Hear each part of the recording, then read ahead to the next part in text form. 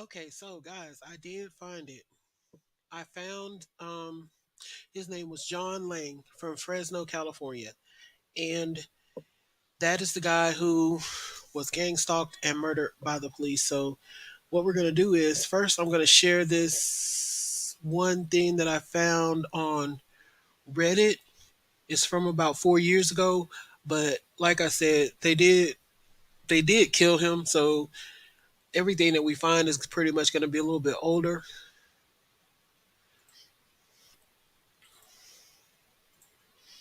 So let's get this up here.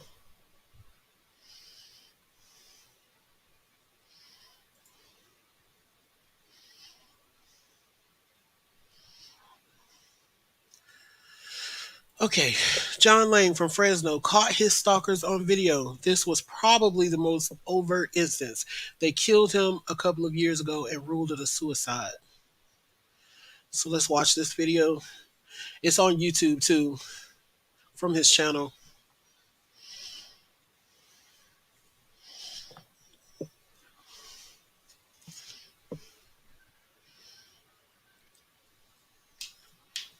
And this is from his home security system. All the videos that he has are from his home security system.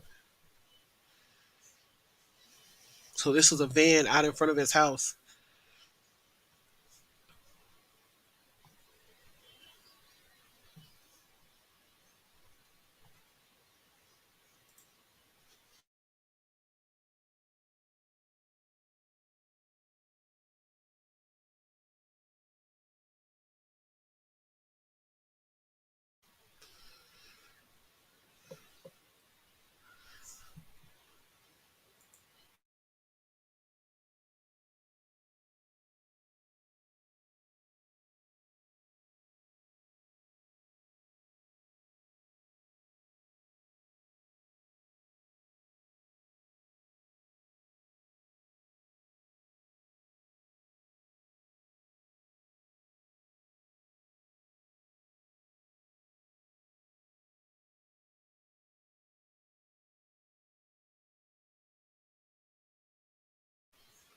So even if that thing that that guy had was some type of thermal imaging to where like they could see through the walls of the house or whatever, it wouldn't have been necessary for him to open the door to use it. So that was just like an intimidation thing because you can see that even after he closed the door, he still had it pointed towards John Lang's house. So obviously he was still using it even with the door closed. So why even open the door to begin with?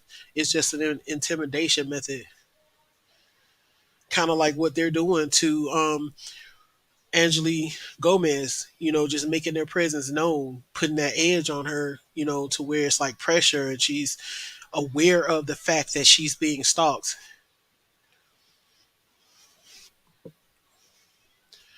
Okay, somebody said it's worth noting that he did have a feud with his neighbor as well. Perhaps this would be another likely suspect outside of the unlikely suicide conclusion. Response was his neighbor almost surely sounds involved by his accounts. I'm thinking that one time he went over to their property to hang out for some reason, and when he unexpectedly headed back to his own house, the neighbor was shouting loudly as if to warn someone that sneaked into Lang's house. I cannot surely recall, but one of them may be a relative of someone in law enforcement or something or other. And there was that incident, like his neighbors weren't really friendly with him, but for some reason they invited him over to their house to like a barbecue, just out of the blue, and he went, but then he started feeling funny about it, so he left. And so then the neighbor starts yelling really loud, like it was out of place for him to be doing that. There was no reason for him to be yelling loud. And so Lang took it as he was trying to warn somebody that was in Lang's house to, hurry up and get out because he's coming back early or whatever. Like the whole come over to a barbecue was just a setup to get him away from the house so that whoever was going into his house would have time to do whatever it was they were doing. Let's see.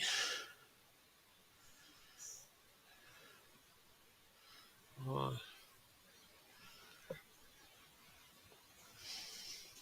this one has some good questions. Is the guy in front talking this to a device? Is this a camera or audio possibly?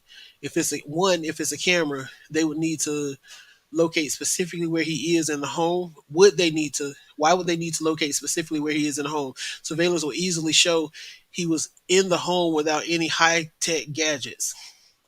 It could be trolling to scare him into thinking more was being done to him. Two, it is possible more was going on, such as internet, Wi Fi, phone interception, or hacking. That's a good possibility. And this person says, and I agree with this, it was probably intimidation. There was definitely more going on. Look up his story. He documented everything very well. It is so insane how it was ruled a suicide.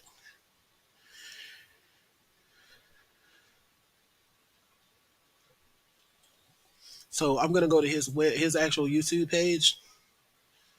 All the videos on his YouTube page are really short. They're like 1 or 2 minutes.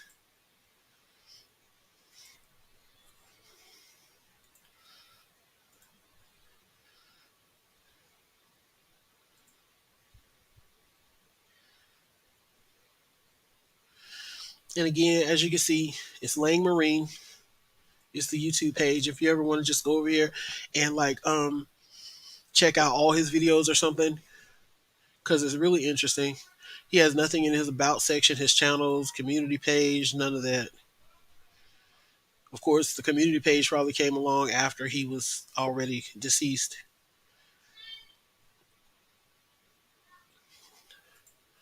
One of the main videos I want to show is he said that they tried to break into his truck. And this is a video of someone trying to break into his truck at night.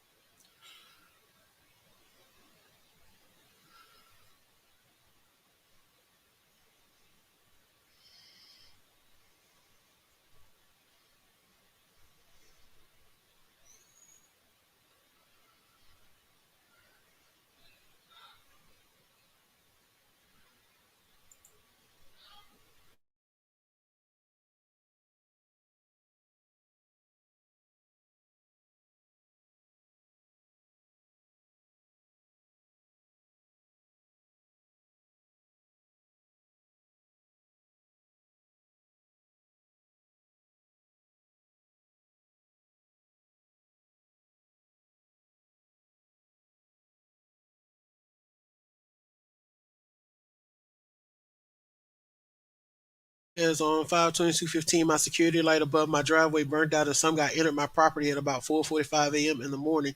Luckily, I had my two vehicles locked, so he wasn't able to get into my vehicles. He possibly has a thin, light beard or a goatee. He also may be an associate of George and Maxine Ramirez, who live right next to me. If anyone recognizes this guy, please let me know. He lives likely in the South Tower area, which is where I live. Thank you.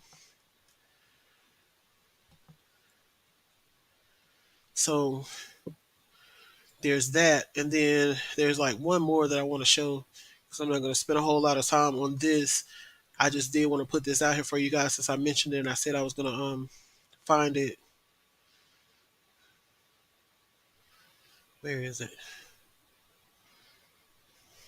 This, he was talking about a weird van that came and just like parked in front of his house and different things that were going on with this. So I remember him saying a lot about this. There's like a somewhere that he documented it, but I can't remember off the top of my head where it was that he documented. I'll find that too, and I'll put that in the description when I do.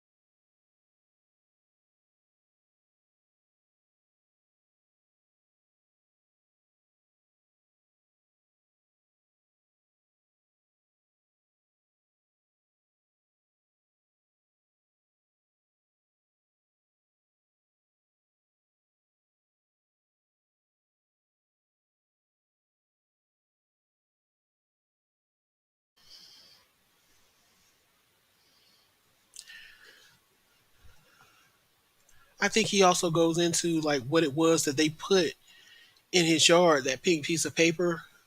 Like I said, I can't recall off the top of my head. I was looking for that too, but I did want to get these videos out here for y'all. And it was weird because like this is the actual gate that opens. If he were putting like a flyer or something, it would have made sense to stick it in some part of this gate where, the person who lives there would see it, but over here behind the tree across the fence, he reached over the fence, so he apparently dropped it on the ground somewhere. That is kind of crazy. I'd be suspicious too. That's some real sus activity.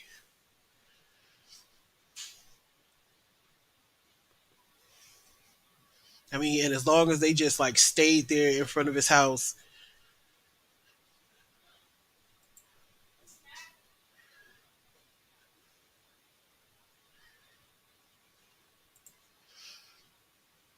So,